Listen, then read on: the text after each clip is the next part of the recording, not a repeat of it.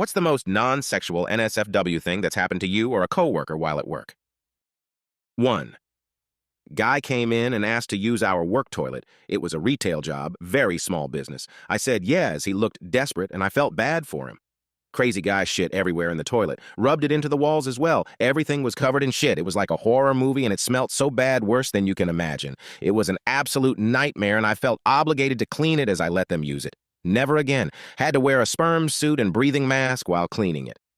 It was so embarrassing when it was found, I felt terrible. 2. I worked in a dirt lab for a civil engineering firm one year. We got news back a worker had died by entering a trench on a day it was raining real hard. It flooded, he drowned. It's a fairly common thing. One of the first safety things they ever really teach you in any construction-adjacent jobs, really. Poor guy. 3.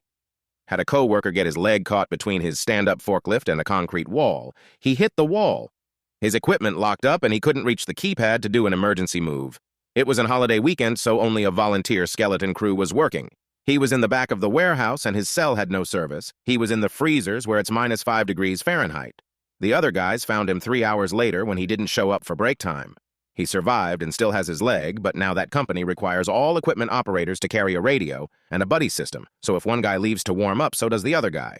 Absolutely no one can be alone in the freezers. 4. A good friend of mine hung himself at our workplace. Let me tell you, it's not the most pleasurable thing to see when you get to work on an early Monday morning. He was the manager's right hand, so I suppose that he must have went into the building somewhere on Sunday evening, because that's the last time his wife had seen him. According to him, things weren't good at home. His wife was abusive towards him and their child. Eventually, the child has been taken away by the state. From then, it went downhill. From the moment he told me about his abuse, I've offered him help and shelter. I tried to offer it to him so many times, but he always declined, telling me it will soon be over. Now I know what he meant by that. At least he spared his wife and kids some severe trauma by not doing it at home, and at least it gave me 3 days of paid days off. Respectfully, it was his kind of humor. He's had a really dark one, and he would have loved to read this. Remember to check on your quiet friends, everyone. Maybe you can save a life. 5. Had a lady get her brains blown out by her crazy ex in the Dollar General I worked at. Often I would be cashing out clients, bagging their items, and I would glance over to the end of the counter and think, yeah, that's where her brains were. I was surprised to see how white brain matter is and the cerebral fluid.